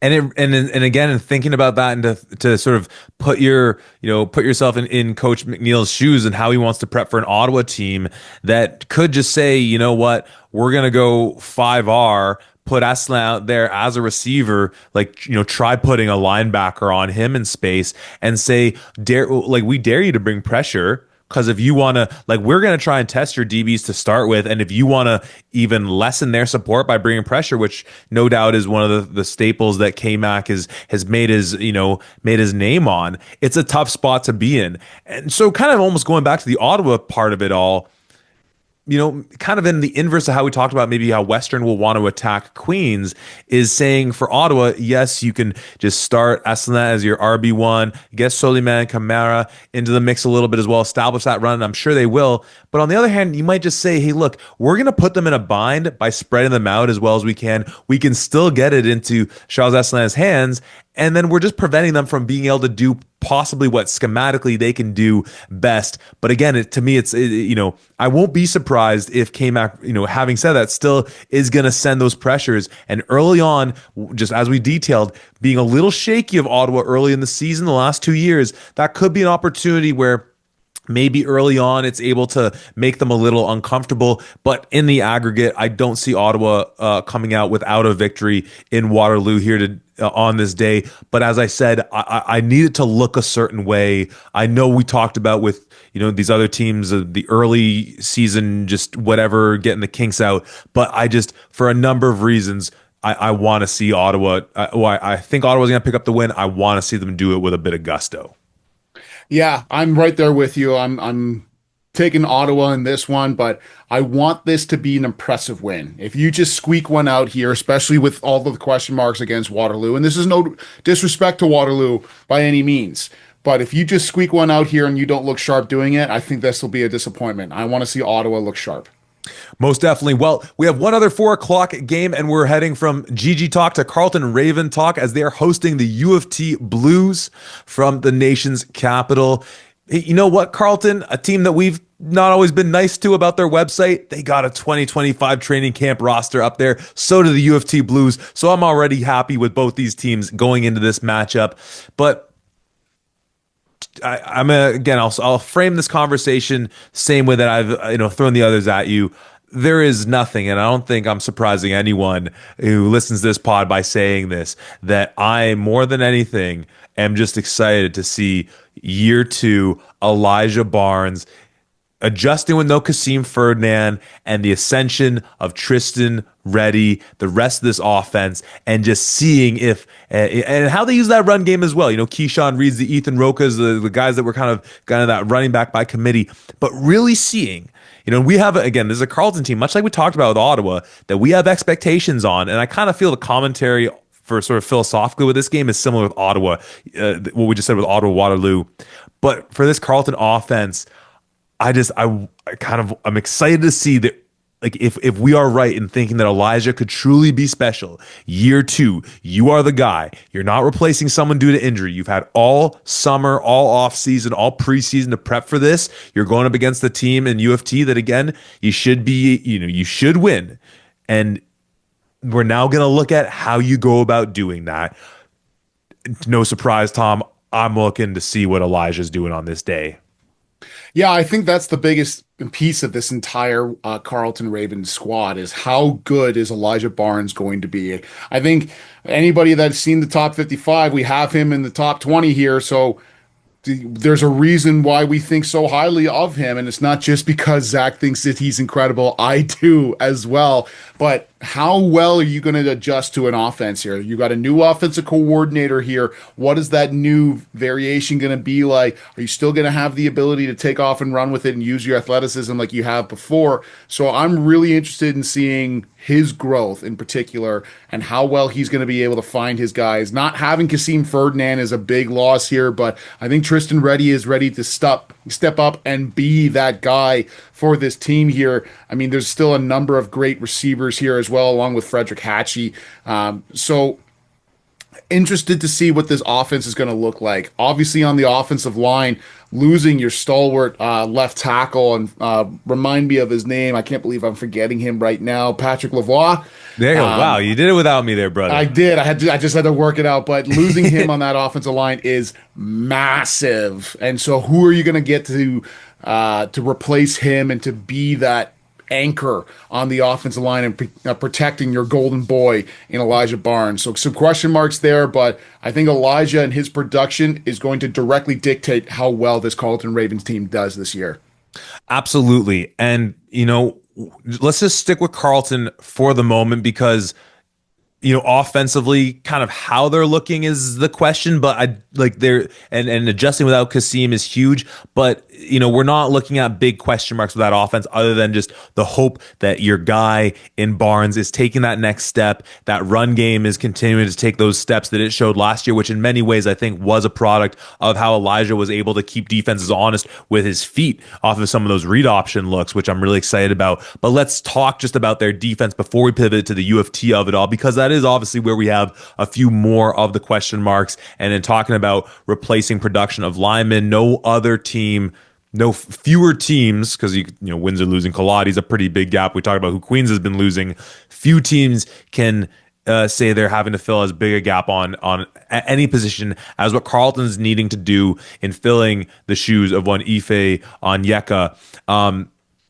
Obviously we've talked about some of the things we really like with this defense, but what sort of defensively with this Carleton team? And again, this can help us then talk about what kind of offensive attack they're going to deal with U of T to kind of contextualize, well, this is what success would look like based on what U of T does effectively. But what are the things that you're looking to sort of figure out with this Carleton defense? Because I think we left that pod, we talked about them of just being like, I don't know what the identity is. Don't really know the direction. Like, yes, they're bringing in Coach Shake with the offense, but there's enough of an establishment there of what they did last year to say, I can't imagine Coach Griffiths is going to change things up dramatically, knowing that you have an established, effective offense here. Defensively, much more of a question mark, just with the pieces that are gone and just trying to figure out who's going to be the guy to step up. What do you make of this Carleton team defensively with specifically U of T coming in as well?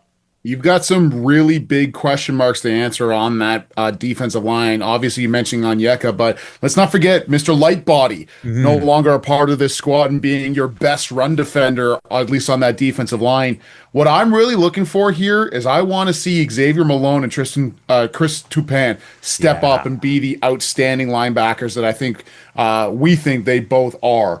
These guys have had some great production in previous years. Xavier Malone, being that stalwart and being a solid guy, and obviously Chris Tupan really showcasing his capabilities as well. I want these guys to really be the focal point and the leaders on this team that I know that they can be. I think they're going to have to be, especially to make up with some outstanding losses that they have on this defense. Let's not forget, I know he was injured, but Ottman Braum no longer with this squad as well. So losses in the secondary. If you're solid at linebacker at bare minimum, you can make up for a lot of stuff that happens on both fronts. So I'm looking for both of these guys to really be monsters on this defense while they sort out who their guys are, who are going to be replacing. 1000%. I was just trying to see if I could see our guy in Cave Phillip on this roster because I didn't think I saw him earlier talking about that back end. Oh, Oh, yep, there it is. yep. So he's still Schneider. there in that free safety. So, good having him in the back end. We'll see how they look and establish that defense. Before we switch over to the UFT side of things, I couldn't help because, again, shout out to Carlton for having this, roster page updated. Seeing, not only, of course, with Coach Griffith as the offensive coordinator and Coach Hilaire as defensive coordinator, seeing Tunde Adeleke as co-pass game coordinator and special teams assistant coach, that's dope. And your guy in Tyler Krapina being the kickers coach. Were you aware of this, Tom? This is Yes, dope. sir. I just saw Tunde, but I knew that my guy in Crapina had been the kicking coach for a little while. He's an Ottawa kid, so he helping out with Ah. the Ravens for a little while. But a couple of outstanding additions to that Ravens coaching staff as well. Absolutely love it. Let's talk about the team that will be testing that defense in UFT. This is interesting to see which way they're going to go with this because you got some, reports when UFT took on the Redbirds and McGill about a week ago of just sort of who they were rotating in with quarterback and whether it was going to be O'Donohue or, maybe they're going to mix things up with a couple of veterans. Because when I look at this team, we talked about this with this club. I just, seeing names like Jake Oseen and Chris Joseph at the receiving position put you in such a favorable spot. And I'm trying to remember one of the other guys that we saw who was effective for them last year when Joseph went down. I'm trying to find his name on their roster, but then also a pretty healthy running back field of guys, that we've been able to talk about, like Jack Nyros as well. So I think there's some interesting guys around the quarterback position. We'll have to see how that offensive line fares. Again, there's a couple guys I'm now realizing might not be on here that I thought were. Most significantly, I don't know if I'm seeing Lucas Stoikos' name on here. Is that? Oh, dang, that's tough.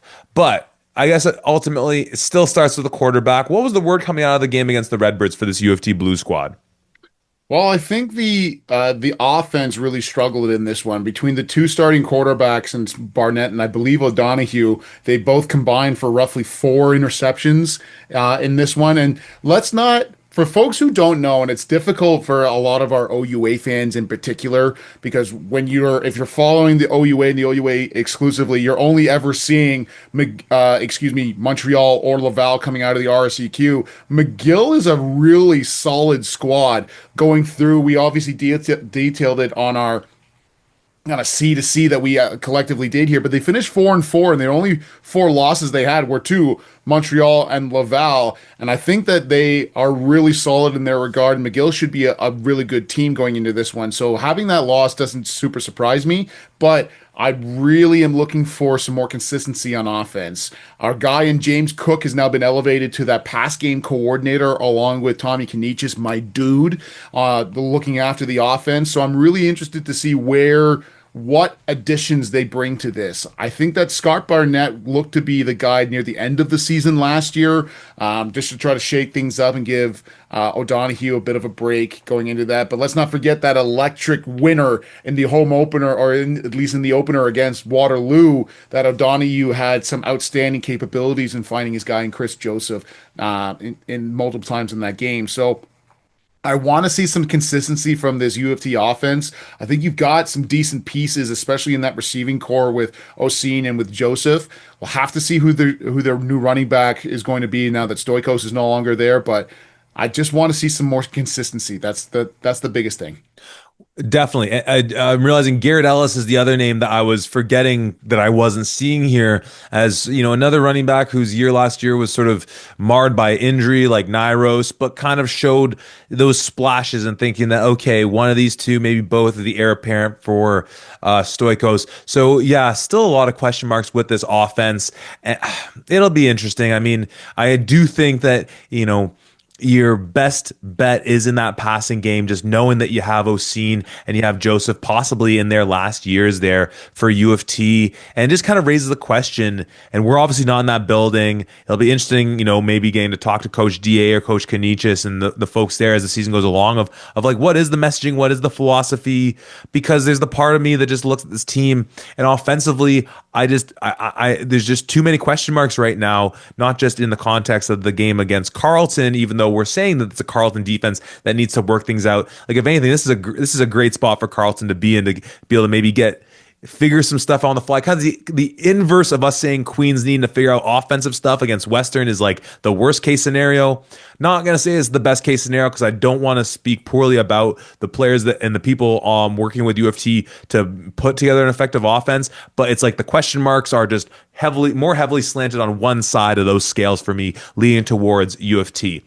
But while they still try and figure that out, I'm just, again, really excited by some of these key pieces in the defense that, I think as we've, detailed, start with Ryan Stewart, who was majorly injured for them last year, but then having well, now in his third year, I still guess they're all youngsters to me, I guess, but Ilya Linney in at linebacker as well, and Owen Casey on the back end.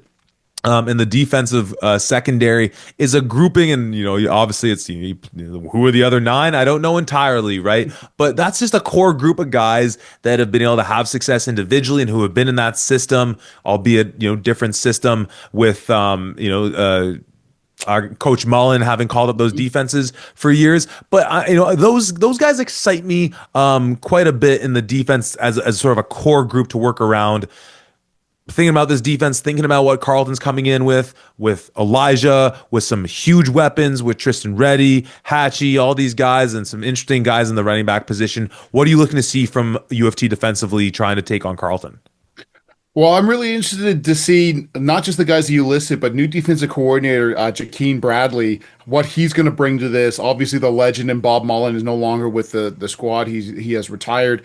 But I really want to see what his defense looks like and how he's going to best utilize some of these guys. Because at the end of the day, while it's the guys we know best, and there's a reason why we know them the best, Eli Linney, Ryan Stewart and Owen Casey are really going to have to step up and be the leaders on this defense here. I don't know what their defensive line situation looks like all that well, so I'm really going to be relying on these guys if I'm Jakeem going into this and saying, you guys have to be the focal point of this. And now, does that mean relying on blitzing Linney and blitzing Stewart in order to try to help out the run game a little bit more, create some one-on-one matchups for the guys in the back end? I don't know for sure, but I know that the defense is going to be centered around these three gentlemen and how well they can play.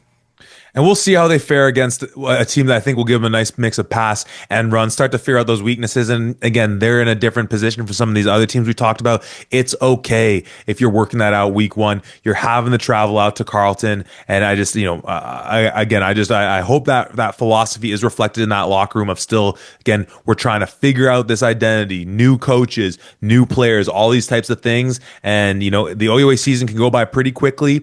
But you know what? You're building. Just do the right things. Progress over, or the process over the product. I'm taking Carleton at home on this one again with that eye on saying, look, that middle class top tier of teams, there's gonna be a very good team by all estimations that doesn't make the playoffs this year. Carleton, don't make it you guys again, because you were a great team, a very good team that didn't make the playoffs last year. And that's just that. It would be bad news bears if that happened again this year. And the OUA only got better. So I'm taking Carleton at home, and I want them to make a statement.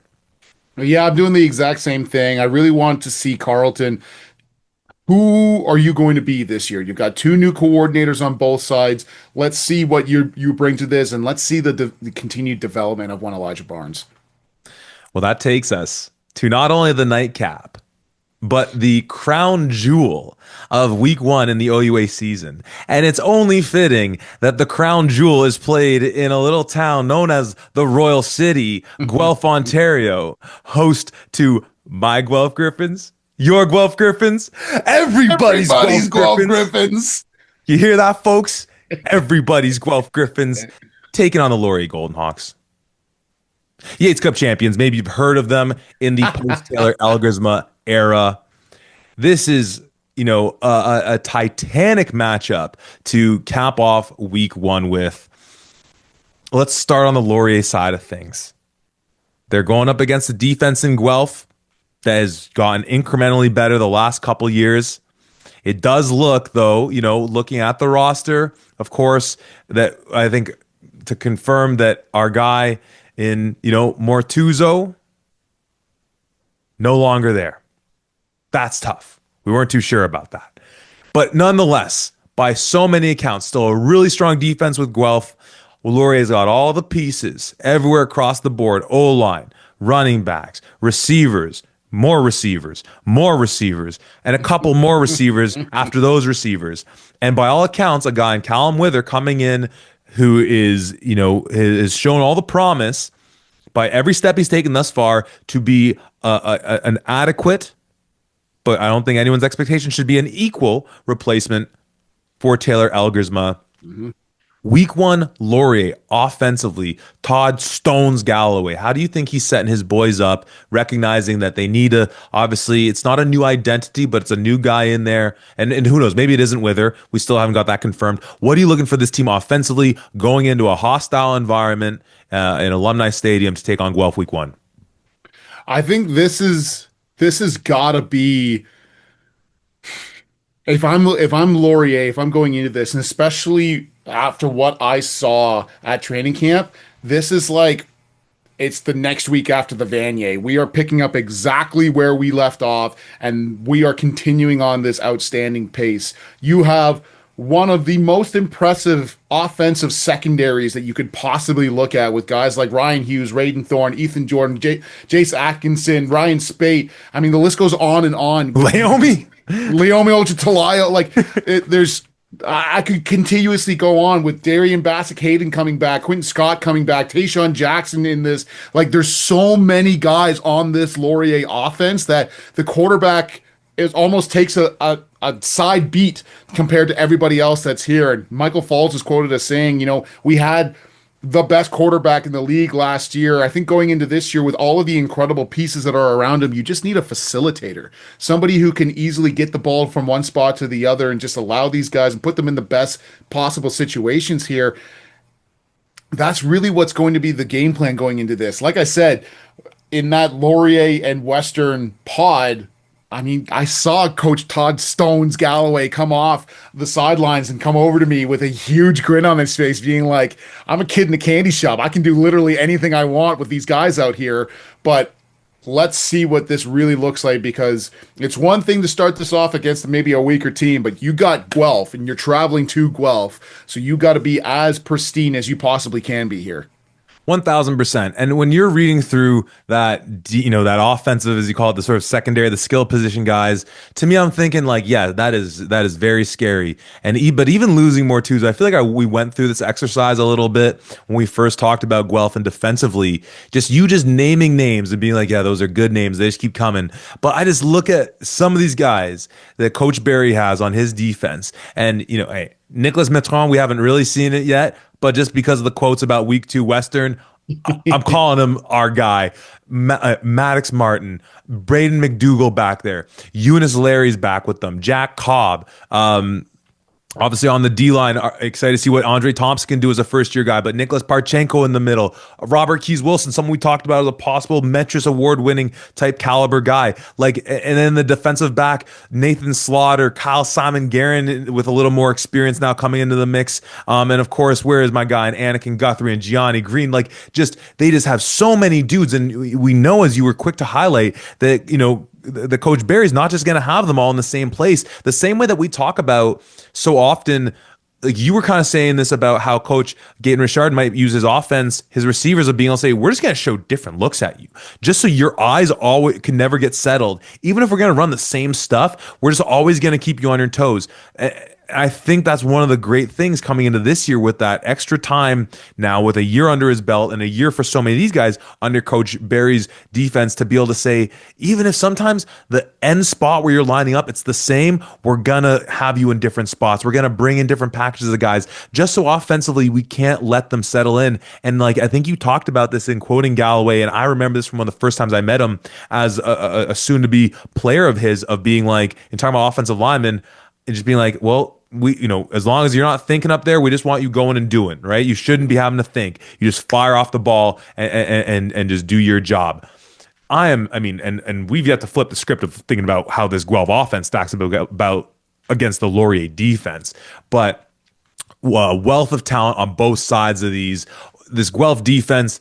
Yes, Mortuzo, we now have it official, not back. Huge blow, but I love the depth there, and just another year under Coach Barry. I'm excited to see what they can do, and tested early. This is where I'm excited. I love that they're getting tested early.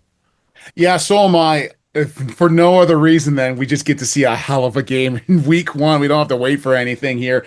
What I find very interesting, and I love a little bit of, not necessarily trickery, but we've shown you everything, but not necessarily how things are going. If you're looking at the roster here by numbers, Andre Thompson not listed as having a number, neither is Demetrius Masuka not listed as having a number, yet the number 2 is somehow available on the roster. So I think there's a little bit of trickery that's in play here, but I expect those guys to be a part of this starting defense and expect them to be outstanding in what they do. I mean, when you go through all of the names, like you mentioned, you can go through damn near every single line here and say, well, that guy's a dog, that guy's a dog, that guy's a dog. I really want to see a healthy Javon Jacobson. We've seen flashes of what he can be. If he stays healthy throughout the entire year, I think he could be really solid as well. I mean, Gianni Green and the rest of the guys in that back end look phenomenal as well. Robert Keys Wilson, we've mentioned how highly we think of him, and being in that JP Metris watch list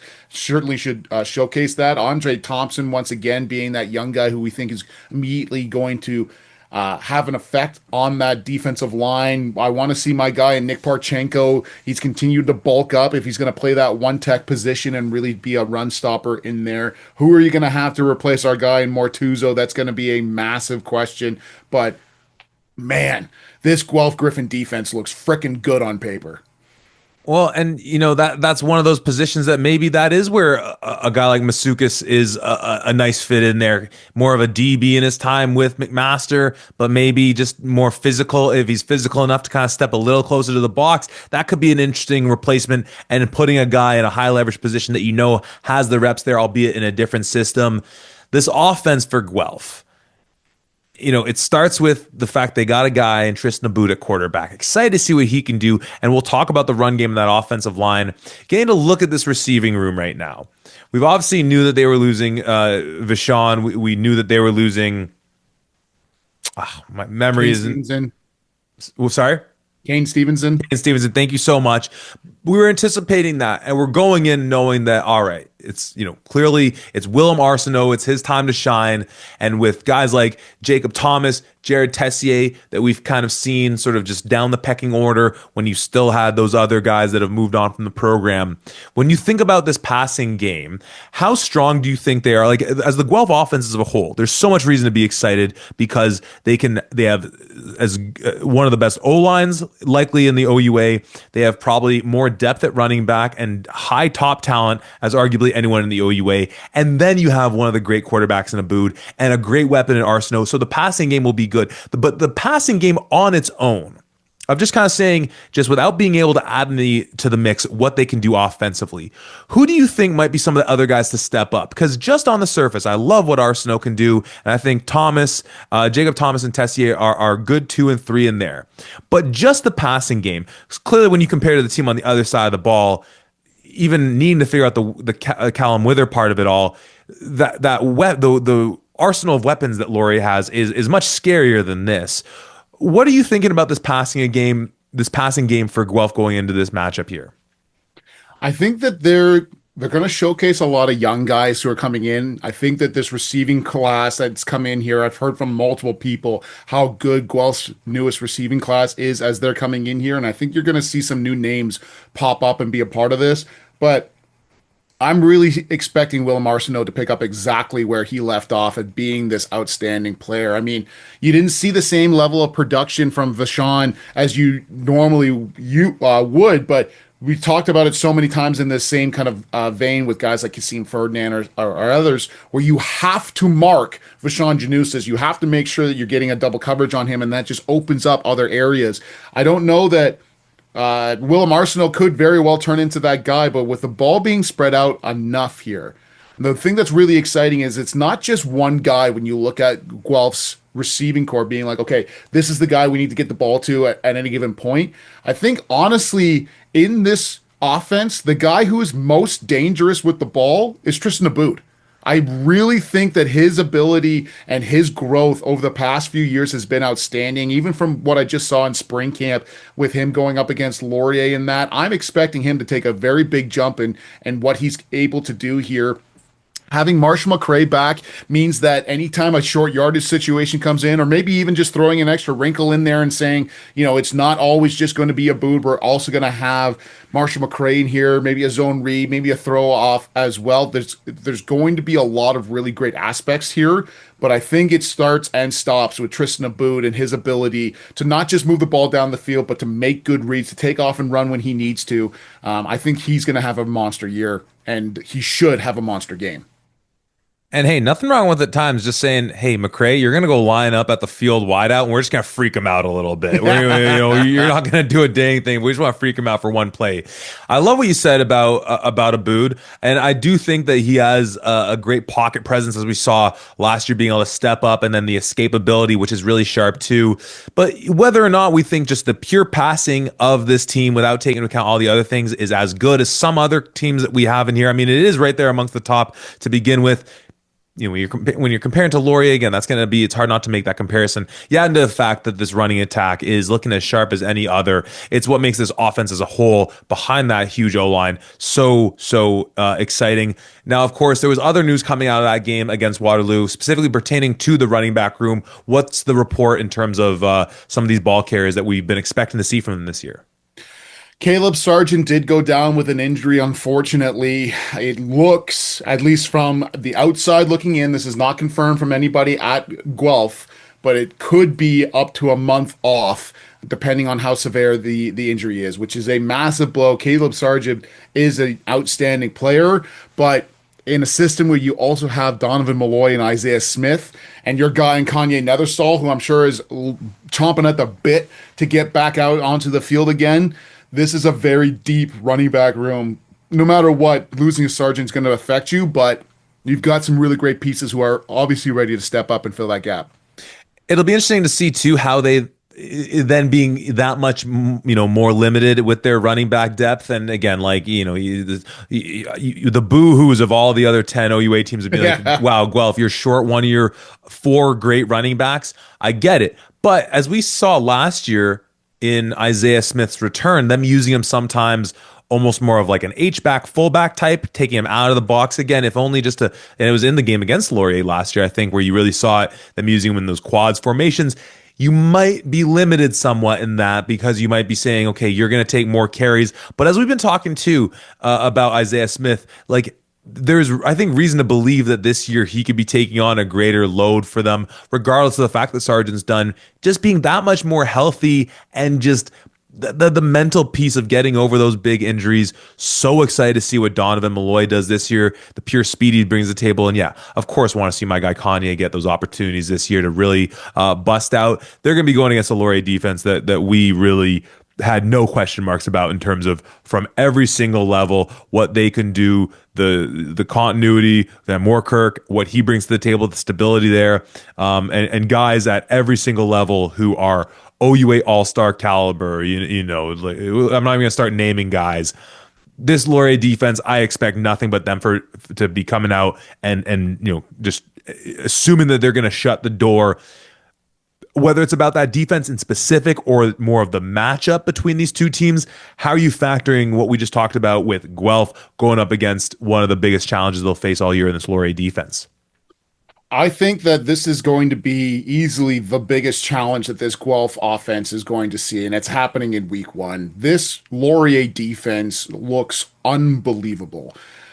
Starting up front, I mean, like we said, Mateo La Quintana is going to be a monster. I've said it previously, but I'm going to say it again. I really would not be surprised if the first like 4 or 5 plays that an offense has is just La Quintana going from each individual spot all the way down the offensive line until he finds the matchup that he likes, and that's where he's going to hunker down for the majority of the game. But Andre Butte, I think, is going to be another outstanding addition here, along with obviously Amari Hastings as well. But like you look at the linebacking core and Ethan Gregorsits and Jesse Wilkins-Flaherty and a guy who's transferred in and Josh Connors, who I think is going to be immediately contributing into this Laurier defense, and that secondary, Ethan Bayfield, our guy in Harn Noor. I mean, the list goes on and on. Malik Cote. Like there's so many guys on this Laurier squad. Hastings. Like this, it's just unbelievable what this squad is going to be able to do. And the vast majority, well, everybody I just named were previous guys on this squad, with the exception of Josh Connors here. So this is a Laurier defense that is continuing on where they were last year, and last year was being in a Vanier Cup. So this is going to be one of the best defenses in the conference and certainly in the country, in my opinion here. How well is Guelph going to stack up against that? That's going to be the biggest question going into this one. 100% it will. We saw in this matchup last year where Laurier was certainly a bigger favorite going into that matchup at home. Guelph, week 3 for them, coming off a really good game against U of T, but still trying to, it's the this sort of new era of Guelph football, Coach Soria, and they give him a great fight. And at the end of the day, the difference laid in, ultimately one remarkable play by Tayshawn Jackson in the return team. Oftentimes when you have teams that are matched up as strongly as this, it can come down to the special teams play here and there, or who doesn't make that key mistake in a key area. It's fascinating to think, especially with Quentin Scott back, just how, but also Tanner Nelms leaving, what Laurier wants to do in terms of using Tayshawn Jackson as a returner this year. I'm really excited to see how they're playing around with that. Otherwise, Tom, I mean, what other angles do you want to talk about with this game? It really just, it's weird to think that I almost feel like, given that we haven't seen the teams play yet, I feel like I have less commentary about the best game because I'm like, I just need to see this game now. Well, like I don't know what else to say. The game speaks for itself. We can't sell this game better than the game does on its own. What else are you just wanting to detail and really highlight going into this matchup before we make our picks?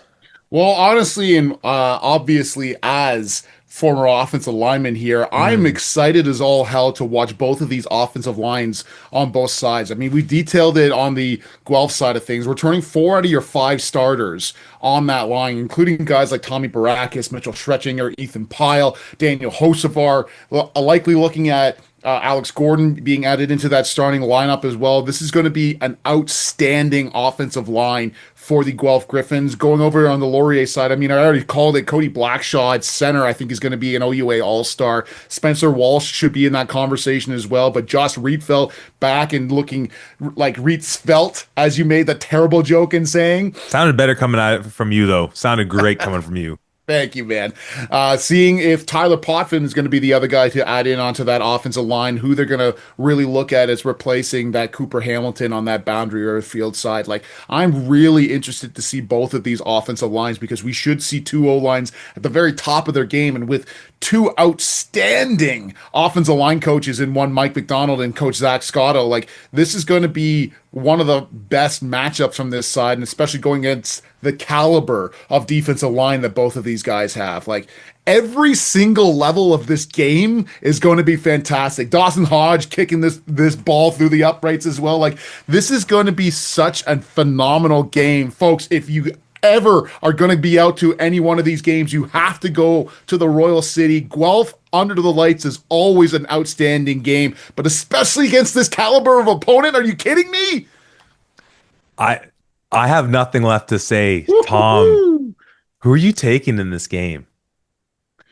With everything that I've seen, I think this is going to be one of the best games of the year, but I cannot get over the quality of the Laurier Golden Hawks. I'm going with Laurier in this one. They're traveling to Guelph. Yes, this is going to be a huge matchup, but everything that I've seen from this squad, I think they're going to be right back to where they were. So I'm going with Laurier in this one. Yeah, that defense scares the pants off of me. What they tout out offensively, all that skill, and just is so excited to see what Callum's going to do or whoever it is getting the call with them at quarterback. It's just you go across by the names, the pedigree of them getting it done last year. It's so hard not to pick against this team. But I picked Guelph going to Laurier to beat them last year. So you're damn certain I'm picking Guelph at home week 1. Let's go Griffins. Let's pick up the win. Let's get number 1 in the books on our march to a little more jewelry for the boys from the Royal City. It's a tough one to go against. This is a lot of heart going into this pick. I'll be the first to say it, and that's not to cushion it. If a likely occurrence happens that Laurier wins this game, I won't be stunned. I'm not trying to cushion it, but this is certainly a lot of the heart speaking. But at a certain point, we've been talking about this Guelph team and how they can beat every single team on that schedule. So I'm just putting the fake money where my mouth is. Guelph can beat this Laurier team. They're at home. I don't have many question marks about this team. Let's go out and let's get it done, Tom. Oh boy, Tom, that's week 1. Final thoughts to you about this beautiful slate of games, us being in the house for 2 of them, everything and anything else OUA football before we put a bow on this one and call it a night. Man, I really could not dream up a better week 1 across the board here. You've got some outstanding matchups. I know that a lot of our listeners have expressed a lot of concern around OUA TV and what that means. Is there going to be a bigger jump in quality or whatever else? If you have any hesitations there, if you don't want to spend the money, you have to get out and watch these games. These are going to be some of the best games across the conference here the entire time, whether you want to check out Mac at York with that outstanding new rivalry that I'm sure is going to build, especially with Keegan Hall being there now. Western at Queens, unbelievable. Ottawa at Waterloo, that's always been a tight game. Carleton, who's going to come out there, seeing the evolution of Toronto, and Laurier at Guelph. You could not dream up a better game, especially one that's at night. This is unbelievable. Get out, watch these games, and support these unbelievable university athletes. It's going to be an incredible weekend. Haven't checked the weather, but it could rain all day, and my day couldn't be any brighter, especially knowing I'll be in the stands for 2 of those games with you, my friend. Outstanding job, Tom. I'm already feeling like we're in mid-season form, but lucky for us, we have a full 9 weeks in playoffs ahead of us of OUA and U Sports football, and it starts with week 1. Again, me and Tom are in the house for Mac at York for 1 o'clock, and then making the trip to the Royal City to watch the reigning Yates Cup champion Laurier Golden Hawks take on, let's do it one more time, my Guelph Griffins, your Guelph Griffins, everybody's Guelph Griffins. In what is certainly to be one of the matchups of not just the week, but in all likelihood could be of the year. I can't wait to be sitting with you in the stands for those ones and then chopping it all up for the week 1 review pod coming to you next week right here at the 55.